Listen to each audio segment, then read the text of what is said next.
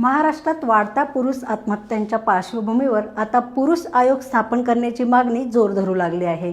रयत विद्यार्थी विचार मंचाचे पश्चिम महाराष्ट्र प्रभारी अध्यक्ष अक्षय तानाजी चव्हाण यांनी मुख्यमंत्री देवेंद्र फडणवीस, उपमुख्यमंत्री एकनाथ शिंदे आणि सातारा जिल्हा अधिकाऱ्यांना निवेदन देत ही मागणी केली आहे। NCRBच्या अहवालानुसार महाराष्ट्रात पुरुष आत्महत्येचे प्रमाण चिंताजनक असून कौटुंबिक व मानसिक छळ, खोटे गुन्हे तसेच कायद्याचा गैरवापर यामुळे अनेक पुरुष मानसिक आणि आर्थिक तणावाखाली असल्याचा दावा करण्यात आला आहे। या निवेदनात पुरुषांसाठी स्वतंत्र हेल्पलाईन, समुपदेशन केंद्र, तक्रार निवारण यंत्रणा आणि खोट्या तक्रारीची निष्पक्ष चौकशी करण्याची मागणी करण्यात आली आहे। तसेच पोलीस आणि प्रशासनाला संवेदनशील व लिंगनिरपेक्ष प्रशिक्षण देण्याचाही मुद्दा मांडण्यात आला आहे।